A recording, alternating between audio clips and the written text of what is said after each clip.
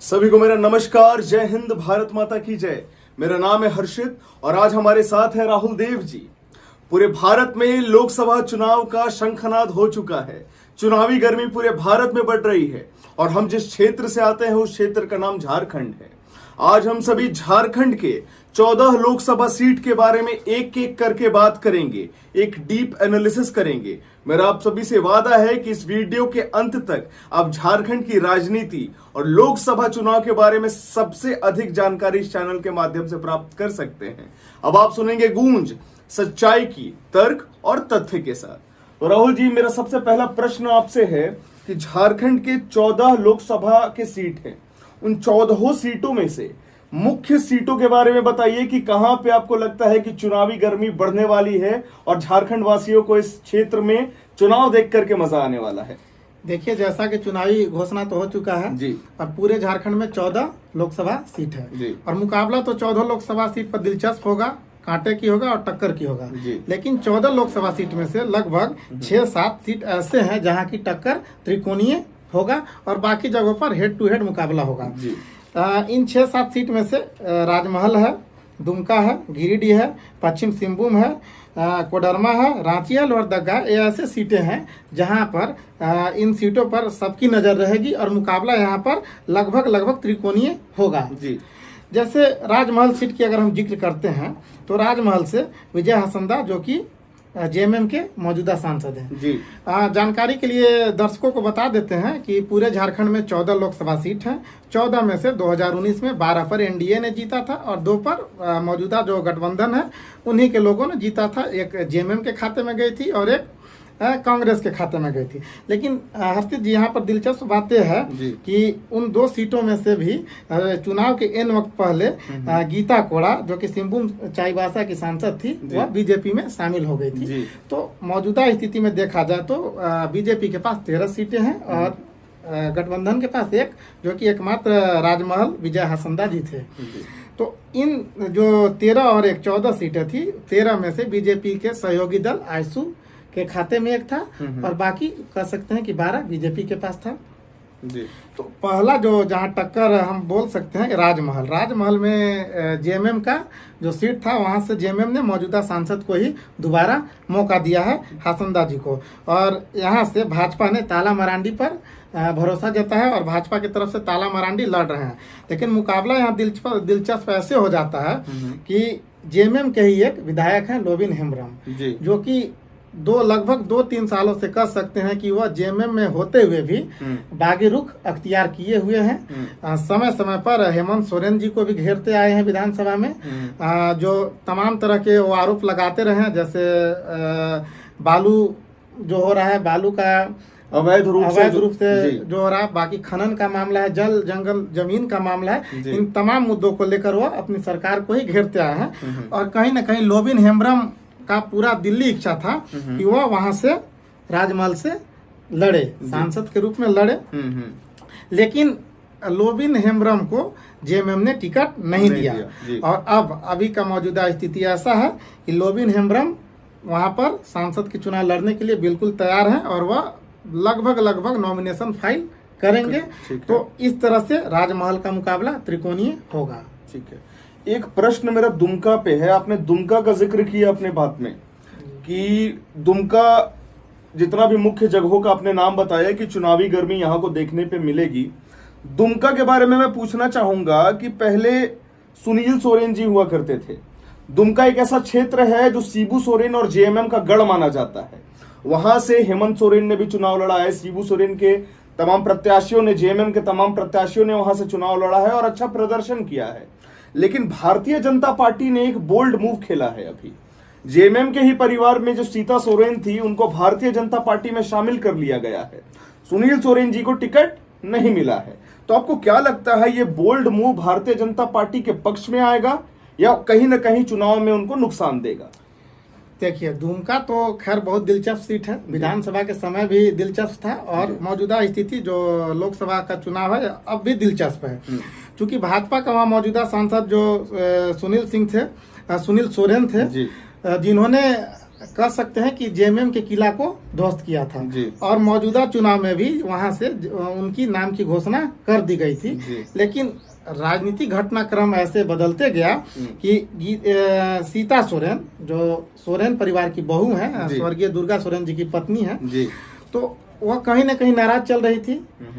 जब सत्ता बदला, सत्ता के मुखिया बदले, चंपई सोरेन जी मुख्यमंत्री के रूप में नियुक्त हुए, तो कहीं न कहीं उन्हें ऐसा लग रहा था कि वे मंत्री बनेंगी। जी। लेकिन चूंकि मंत्री कोटा बसंत सोरेन के पास चला गया जेएमएम परिवार से, तो सीता सोरेन का नाम कट जी। गया और शायद कहीं न कहीं उन पर भरोसा नहीं जताया गया होगा। तो यहाँ पर सीता सोरेन जी का सब्र का बांध टूट गया और अंततः उन्होंने भी एक बहुत कड़ा डिसीजन लिया जी। और वह अपने पारिवारिक पार्टी को छोड़कर भाजपा की तरफ रुख अख्तियार किया। और भाजपा ने भी यहाँ पर जैसा कि कयास लगाया जा रहा था, अपना मौजूदा सांसद प्रत्याशी को बदलकर सीता सोरेन जी को टिकट दिया। तो दुमका सीट दिलचस्प है। अब बोलिए कैसे दिलचस्प है? तो चूंकि वह सोरेन परिवार का गढ़ रहा है और सीता सोरेन सोरेन परिवार की ही बहू है, जी। तो वहाँ के मतदाताओं में कहीं न कहीं इस बात का संदेश जाएगा कि आखिर तो सोरेन परिवार की ही है। जी। पहली बात। दूसरी बात कि दुर्गा सोरेन एक संघर्षशील नेता के रूप में रहे हैं, आंदोलनकारी रहे हैं और जेएमएम को तैयार करने में बहुत बड़ा योगदान रहा है और आज भी उनका उनके साथ उनके सपोर्टर हैं। उनके समय के जो कार्यकर्ता थे आज भी उनके समर्थन में खड़े रहते हैं। तो कहीं न कहीं मामला और मुकाबला तो दिलचस्प होता है और सीता सोरेन जी वहाँ कड़ी टक्कर देंगे। अब एक मिनट, वहाँ देखना ये रहेगा कि सोरेन परिवार ने तो नलिन सोरेन जी को टिकट दे दिया है जेएमएम की तरफ से, लेकिन उनका इंटरनल मूव क्या होगा, खुलकर क्या वह नलिन सोरेन के पक्ष में एड़ी चोटी का एक लगाते हैं या कहीं न कहीं साइलेंट रूप से, चूंकि यह बहू है, हेमंत सोरेन जी जेल में है, शिबू सोरेन उस तरह से चुनावी रण में नहीं आ सकते हैं, चुनावी माहौल में प्रचार में नहीं आ सकते हैं और ऐसा कयास लगाया जा रहा है कि बसंत सोरेन जी का इंटरनल सपोर्ट सीता सोरेन जी के साथ है। तो यह मुकाबला दिलचस्प होता है और कहीं ना कहीं सीता सोरेन जी का पलड़ा भारी है वहाँ पे। गिरिडीह के टाइगर जयराम महतो युवाओं में काफी फेमस हैं। आपको क्या लगता है कि टाइगर जयराम महतो और बाकी जो अन्य प्रत्याशी हैं गिरिडीह के क्षेत्र में, गिरिडीह के बारे में आप क्या टिप्पणी देना चाहेंगे कि गिरिडीह में किस प्रकार का चुनावी माहौल होने वाला है? देखिए, गिरिडीह तो ऐसे भी बीजेपी के जो सहयोगी दल है आजसू, जिसमें वही जीते थे चंद्रप्रकाश चौधरी, मौजूदा समय में भी उन्हीं को उम्मीदवार बनाया गया है। और कह सकते हैं कि चंद्रप्रकाश चौधरी से गिरिडीह के जो मतदाता हैं संतुष्ट नहीं थे, क्योंकि वह क्षेत्र में उस हिसाब से सक्रिय नहीं थे। उनका वैसा कुछ मोदी जी का जो काम है उसके अलावा उनका कोई पर्सनली वहाँ पे बहुत बड़ा योगदान क्षेत्र में नहीं है। लेकिन मुकाबला और उनके खिलाफ एंटी इनकम्बेंसी दिख रहा था, साफ साफ दिख रहा है। लेकिन मुकाबला यहाँ पे त्रिकोणीय होता है, जिससे मुकाबला रोचक हो गया। यहाँ पे जेएमएम ने मथुरा महतो को टिकट दिया है और कह सकते हैं कि खैर जयराम महतो की तो अपनी पार्टी है, लेकिन एक निर्दलीय के ही रूप में कह सकते हैं कि जयराम महतो जो टाइगर है, तथाकथित टाइगर लगाते हैं अपने नाम के पीछे आगे, वो है और चंद्रप्रकाश चौधरी है और तीनों महतो बिरादरी से ही, मतलब कुर्मी बिरादरी से ही आते हैं, बिलोंग करते हैं। तो वोट तो बटेगा, सीधी सी बात है कि वोट बटेगा। और यहाँ पे जो मुस्लिम मतदाता हैं वो तो मथुरा महतो के पक्ष में मतदान करेंगे। ठीक है। कहीं ना कहीं जेएमएम के कारण आदिवासी मतदाता भी का भी मुंह मथुरा महतो की तरफ जाएगा।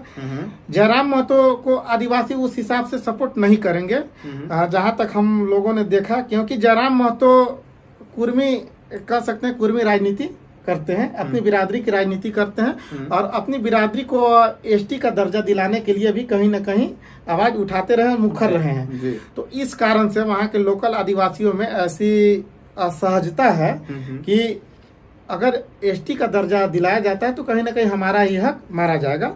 तो उस हिसाब से चंद्रप्रकाश चौधरी, जयराम महतो और मथुरा महतो, तो मुकाबला यहाँ पे दिलचस्प है। अब ये देखना यह होगा कि जयराम महतो के साथ जो युवाओं का हुजूम है, जो उनके बिरादरी का खुला समर्थन, और कह सकते हैं कि सुदेश महतो के बाद एक युवा कुर्मी नेता के रूप में, महतो नेता के रूप में जयराम महतो अपने आप को स्थापित करने की ओर अग्रसर हो रहे हैं और युवाओं का अच्छा खासा जनसमर्थन। एक मजाकिया प्रश्न, क्या ये अगला अरविंद केजरीवाल बनेंगे या नहीं, इतना भी बड़ा वो हस्ती नहीं है लेकिन जो गिरिडीह है, धनबाद है, बोकारो, मतलब जो उधर के इलाका है, तो उनका युवाओं का उनके पीछे अच्छा खासा जन समर्थन है। तो कहीं ना कहीं यह फैक्टर जरूर साबित होंगे। धनबाद के बारे में आप क्या कहना चाहेंगे? धनबाद में क्या लगता है इस बार आपको? धनबाद से देखिए, यहाँ पे पीएन सिंह जो मौजूदा सांसद थे भाजपा के, भाजपा ने उम्र के आधार पर कह सकते हैं कि उनका टिकट काट दिया। ठीक है। और कहीं ना कहीं सरयू राय जी को ऐसा लगता था कि पीएन सिंह जी का टिकट कटेगा तो एज ए बीजेपी कैंडिडेट के रूप में वे चुनाव मैदान में उतरेंगे और चुनावी रण में अपने आप को लाएंगे। लेकिन और उन्होंने प्रयास भी किया था, लेकिन भाजपा ने ढुलू महतो जी को वहां से अपने कैंडिडेट के रूप में घोषित कर दिया। और जैसे ढुलू महतो का घोषणा हुआ, सरयू राय ने उनके खिलाफ खुले रूप से मोर्चा खोल दिया। और चूंकि ढुलू महतो एक आपराधिक छवि का कह सकते हैं कि कैंडिडेट हैं और दबंग हैं, उस क्षेत्र में कोयले का कहा जा सकता है कि कोयलांचल एरिया है ही, कोयले का कारोबार होता है और उन पर आरोप लगते हैं कि वे पैसे की उगाही करते हैं जी। सरयू राय ने इन्हीं तरह के मुद्दों को सामने रखकर उनके खिलाफ एक मोर्चा खोला जी। और कांग्रेस, चूंकि भाजपा ने इस चुनाव में झारखंड से राजपूत कैंडिडेट का टिकट काटा और किसी भी राजपूत को फिर से टिकट नहीं दिया। सुनील सिंह का टिकट काटा चतरा से, धनबाद से पीएन सिंह का काटा। तो कहीं ना कहीं कांग्रेस को लगा कि हम राजपूत कैंडिडेट यहाँ से दे, इसलिए उन्होंने सरयू राय को टिकट नहीं दिया। और वहां से अनूप सिंह उर्फ जय मंगल सिंह जी की पत्नी, जो कि कांग्रेस से मौजूदा विधायक हैं, उनकी पत्नी अनुपमा सिंह को मैदान में टिकट देकर उतार दिया। अनूप सिंह राजेंद्र बाबू के फैमिली से आते हैं, पुराने कांग्रेस की रह चुके हैं। लेकिन ढुलू महतो और जिस प्रकार से धनबाद सीट है, उस प्रकार से हम कह सकते हैं कि अनुपमा सिंह का पर्सनल फेस वैल्यू नहीं है। वह कांग्रेसी और राजनीतिक बैकग्राउंड से जरूर आती हैं, लेकिन वहां पे बोलने वाला, लड़ने वाला, जैसे सरयू राय एक लड़ने वाला नेता जरूर है। अगर रहते तो मुकाबला दिलचस्प होता है। बिल्कुल। इसलिए हम कह सकते हैं कि यहाँ पे भी त्रिकोणीय मुकाबला होगा और टक्कर कांटे की होगी। और हाँ, एक बात और यहाँ बता देना चाहते हैं आपको और दर्शकों को कि सरयू राय तो अब लगभग वहां से चुनावी मैदान से बाहर हो चुके हैं। वह खुद चुनाव नहीं लड़ेंगे, लेकिन उनके जो एक समर्थक है कृष्णा अग्रवाल, वो भी पूर्व भाजपाई हैं, भाजपा कार्यकर्ता थे और उन्होंने भी ढुलू महतो के खिलाफ मोर्चा खोला था और मीडिया में खुलेआम विरोध किया था और ओपन लेटर जारी किया था। तो कहीं ना कहीं यह कयास लगाया जा रहा है कि सरयू राय कृष्णा अग्रवाल को अपना समर्थन देकर अपना कैंडिडेट के रूप में, निर्दलीय उम्मीदवार के रूप में वहां से उतार सकते हैं। तो मुकाबला वहां पे चतुष्कोणीय हो सकता है, लेकिन देखना दिलचस्प होगा कि सरयू राय का क्या मूव होता है। पश्चिमी सिंहभूम चाईबासा, हाँ बिल्कुल, इसके बारे में अपना शॉर्ट एनालिसिस दीजिएगा, क्योंकि ये सबसे महत्वपूर्ण सीटों में से है जी। इसके बारे में दर्शकों को ये बताइए कि इस यहाँ पे जो चुनावी गर्मी रहेगी उससे क्या असर पड़ने वाला है झारखंड की राजनीति में। देखिए, पश्चिमी सिंहभूम तो सच में दिलचस्प सीट है, क्योंकि यहाँ से गीता कोड़ा सांसद थी और गीता कोड़ा कांग्रेस के टिकट पर चुनाव पूर्व में जीती हुई थी 2019 में। और मधु कोड़ा की पत्नी है और मधु कोड़ा गीता कोड़ा का कह सकते हैं कि सिंहभूम गढ़ है। वहाँ पे उनका एक अपना छवि है, भले उन पर करप्शन का चार्ज था मधु कोड़ा जी के ऊपर, लेकिन कहीं ना कहीं वहाँ लोकल रूप से वह लोकप्रिय नेता हैं, जन नेता हैं। और इस बार गीता कोड़ा बीजेपी के खेमे में आ गई हैं और बीजेपी से हैं। और यहाँ पे कहीं ना कहीं सिंहभूम क्षेत्र से जेएमएम ने जोबा मांझी के रूप में एक कमजोर कैंडिडेट दिया है। अब कमजोर कैसे? तो इसलिए कि जोबा मांझी का कभी हार्दिक इच्छा नहीं था कि वह संसदीय का चुनाव लड़े। उन्हें कहीं ना कहीं मंत्री, झारखंड सरकार में मंत्री बनना था, लेकिन जेएमएम ने उन्हें मंत्री नहीं बनाया और उन्हें कैंडिडेट के रूप में वहां से खड़ा किया। और जोबा मांझी का अपना कोई तैयारी नहीं है, कर सकते हैं कि वह बेमन से चुनाव लड़ रही है, जैसा कि वहाँ से जानकारी इकट्ठा किया गया, उस आधार पर मैं आपको बता रहा हूँ। और चूंकि जोबा मांझी कह सकते हैं कि संथाली आदिवासी हैं और इलाका हो का है, हो जनजाति का है, तो इस आधार पर भी उनका विरोध होगा, वोट न मिले, क्योंकि कहीं ना कहीं हो आदिवासी और संथाली आदिवासी में वोट बंटेगा। और वहां से दशरथ गगराई जेएमएम के तरफ से लड़ने की पूरी तैयारी कर रहे थे और चर्चा उन्हीं का था कि दशरथ गगराई को टिकट मिलेगा। तो कहीं ना कहीं दशरथ गगराई भी अंदर से नाराज चल रहे हैं, तो वह भी सपोर्ट नहीं करेंगे। तो इस प्रकार से कह सकते हैं कि गीता कोड़ा इलेक्शन निकाल सकती है। उम्मीद कर रहा हूं कि आप सभी को ये वीडियो पसंद आ रहा होगा। अभी तक बने रहिए वीडियो के अंत तक। रांची, कोडरमा और लोहरदग्गा, इन तीनों सीटों के बारे में आप क्या कहेंगे? देखिए, कोडरमा सीट की अगर हम चर्चा करते हैं जी। तो कोडरमा से वहाँ पे मौजूदा सांसद बीजेपी की तरफ से अन्नपूर्णा देवी जी हैं, जो कि केंद्र में उनको मंत्री भी बनाया गया था। और वहाँ पे महागठबंधन की तरफ से राजकुमार यादव उम्मीदवार हैं। जी। और एक तीसरा फैक्टर वहाँ पे है जो कि जेपी वर्मा, जो कि जेएमएम की तरफ से चुनाव लड़ने की तैयारी पहले कर रहे थे और वहाँ पे जेएमएम के कोटा में सीट न जाकर कम्युनिस्ट पार्टी की खाता में वो सीट गया और कैंडिडेट वहाँ पे राजकुमार यादव डिक्लेयर हुए। लेकिन जेपी वर्मा ने घोषणा किया है कि वह चुनाव लड़ेंगे, तो इस कारण से कोडरमा सीट का भी मुकाबला त्रिकोणीय हो जाता है और मुकाबला दिलचस्प होगा। बिल्कुल। इसके बाद रांची और लोहरदग्गा की चर्चा करेंगे। तो रांची सीट में भी करेंगे। जी। रांची से भाजपा के मौजूदा सांसद संजय सेठ हैं। भाजपा ने दोबारा उन्हीं पर भरोसा जताया और संजय सेठ को वहां पर उतारा है। वहाँ एक फैक्टर राम टहल चौधरी, जो कि चुनाव के एन वक्त पहले कांग्रेस में शामिल हुए थे। पूर्व में वो भाजपा में ही थे। भाजपा से 5 बार सांसद रहे हैं, 2 बार विधायक भी रहे हैं। और उनका कह सकते हैं कि अच्छा खासा उनके साथ वोट बैंक भी है, बिरादरी का वोट है, कोयरी कुर्मी का वोट है उनके साथ। और उन्हें लग रहा था कि कांग्रेस उन्हें उम्मीदवार के रूप में उतारेगी, जिसकी संभावना बेहद कम थी वहाँ, क्योंकि सुबोध कांत सहाय एक जाना पहचाना चेहरा है। कांग्रेस में उनकी अच्छी खासी पैठ है। लेकिन कांग्रेस ने यहाँ पर कह सकते हैं कि भाजपा को वॉक ओवर दे दिया, क्योंकि सुबोध कांत सहाय को टिकट न देकर उनकी बेटी यशस्विनी सहाय को वहाँ से उतारा है। यशस्विनी सहाय एक तो नया फेस है, नई चेहरा है, उन्हें कोई पहचानता नहीं है। कांग्रेस के ही 5 लोग उन्हें नहीं पहचानते हैं, तो मतदाता क्या पहचानेगा? तो वहाँ पे अगर राम टहल चौधरी भी नाराज हो गए इस कांग्रेस की इस कदम से, कांग्रेस में तो जरूर शामिल हुए थे, लेकिन उन्होंने नाराजगी साफ जाहिर मीडिया में खुले रूप से कर दिया है। अगर वे चुनाव में आते हैं तो मुकाबला वहाँ त्रिकोणीय होगा। उसके बाद चर्चा करेंगे हम लोहरदग्गा सीट की। देखिए, लोहरदग्गा सीट यहाँ पर भाजपा ने अपने मौजूदा सांसद सुदर्शन भगत का टिकट काटकर अपने राज्यसभा सांसद समीर उरांव को लोकसभा में उतारा है। यहाँ पे मुकाबला दिलचस्प होता है, क्योंकि महागठबंधन की तरफ से कांग्रेस के कोटे में गया है। कांग्रेस ने यहाँ पर सुखदेव भगत को उम्मीदवार बनाया है। लेकिन मामला यहाँ दिलचस्प तब होता है कि जब जेएमएम के विधायक चमरा लिंडा यहाँ पहले से ही संसदीय का चुनाव लड़ने की तैयारी कर रहे थे और घोषणा भी किया था। और चूंकि यह सीट कांग्रेस के खाते में गई, तो चमरा लिंडा ने निर्दलीय कैंडिडेट के रूप में नॉमिनेशन भी फाइल कर दिया है और चुनावी रण में शामिल हो चुके हैं। तो इस प्रकार से लोहरदग्गा सीट पर भी त्रिकोणीय मुकाबला देखने को मिलेगा।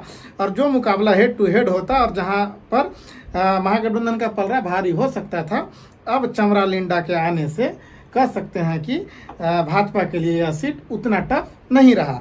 इसके बाद हम वीडियो काफ़ी लंबा ना जाए, इसलिए हम थोड़ा शॉर्ट में चर्चा करेंगे बाकी बचे हुए सीटों पर। तो गोड्डा सीट आते हैं। गोड्डा पर यहाँ पर भाजपा के तेज तर्रार नेता निशिकांत दुबे 2 बार से सांसद रहे। भाजपा ने एक बार फिर उन पर भरोसा जताया है। और यहाँ पर भी महागठबंधन के तरफ से या कांग्रेस के खाते में सीट गया था और कांग्रेस शुरू से ही कंफ्यूज थी। यहाँ एक अनार 100 बीमार वाली स्थिति थी। 3 दावेदार थे, दीपिका पांडे सिंह, फुरकान अंसारी के फैमिली, फुरकान अंसारी जो इरफान अंसारी जो उनके बेटे विधायक है, और एक प्रदीप यादव। पहले तो कांग्रेस यहाँ पर दीपिका पांडे सिंह को उम्मीदवार बनाती है, लेकिन पता नहीं ऐसा क्या होता है, कांग्रेस को ऐसा क्या लगती है कि उनका टिकट काट कर प्रदीप यादव को नए उम्मीदवार के रूप में घोषित करती है। लेकिन फिर भी अंतर कलह तो बरकरार ही रहा, क्योंकि जो लड़ाई थी 3 दावेदार थे, तो किसी को तो एक ही को टिकट मिला। तो फुरकान अंसारी, इरफान अंसारी नाराज हैं, दीपिका पांडे सिंह नाराज हैं। तो कुल मिलाकर यहाँ निशिकांत दुबे के लिए यह फाइट आसान होता है। इसके बाद हम लोग आते हैं पलामू से मौजूदा सांसद बीडी राम, एक बार फिर इन्हीं पर भरोसा जताया गया है। महागठबंधन की तरफ से ममता भुइयां जी हैं, और एक कामेश्वर बैठा जो कि पूर्व में सांसद रह चुके हैं, बीएसपी की तरफ से वह हैं, पहले राजद में थे, इस्तीफा देकर बीएसपी से लड़ रहे हैं। चतरा को कुछ दिलचस्प होगा, क्योंकि चतरा यहाँ मौजूदा सांसद भाजपा ने सुनील सिंह का टिकट काटकर कालीचरण सिंह को, जो कि वहाँ के स्थानीय है, चतरा के लोगों का डिमांड रहा है स्थानीय उम्मीदवार को लेकर, तो यहाँ पर स्थानीय उम्मीदवार भाजपा ने दिया है। महागठबंधन की तरफ से यह सीट केएन त्रिपाठी मतलब कांग्रेस के कोटे में गया, और कांग्रेस के रूप में केएन त्रिपाठी को उम्मीदवार बनाया गया, जो कि पलामू डाल्टनगंज से बिलोंग करते हैं। यहाँ पर दिलचस्प तब मुकाबला हो गया कि गिरिनाथ सिंह जी, जो कि गढ़वा से आते हैं, वह पहले भाजपा में थे, भाजपा से इस्तीफा देकर राजद में गए, क्योंकि उन्हें चतरा से टिकट लेने की और चुनाव लड़ने की इच्छा थी। लेकिन चूंकि महागठबंधन की तरफ से कांग्रेस के खाते में सीट जाता है तो गिरिनाथ सिंह का हाथ खाली रह जाता है। जब ऐसा घटना हुआ तो गिरिनाथ सिंह यहाँ लगभग उम्मीद है कि निर्दलीय उम्मीदवार के रूप में आएंगे, तो मुकाबला यहाँ पर भी त्रिकोणीय होगा, दिलचस्प होगा। इसके बाद खूंटी में आते हैं। खूंटी में हेड टू हेड होगा कालीचरण मुंडा और अर्जुन मुंडा के बीच। अर्जुन मुंडा मौजूदा सरकार में भाजपा की तरफ से केंद्रीय मंत्री हैं, तो यहाँ हेड टू हेड होगा। तो इस प्रकार से हम देखते हैं कि लगभग हम सभी सीटों पर हमने डिस्कशन कर लिया।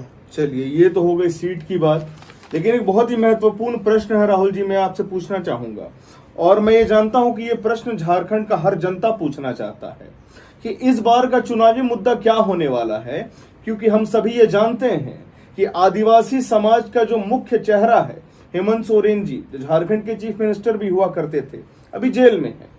लोगों को डर है कि अगर वो जेल में है तो भाजपा क्या करेगी, जेएमएम क्या करेगी, आजसू क्या करेगी, और इस चुनाव का मुख्य मुद्दा क्या होने वाला है? देखिए, मुद्दा तो चुनावी मुद्दा तो बहुत होते हैं, लेकिन जो आम मतदाता का मुद्दा कर सकते हैं, जो कि भारत युवाओं का देश है, युवा मतदाताओं की संख्या अच्छी खासी है, तो मुख्य रूप से तो बेरोजगारी का ही मुद्दा है जी।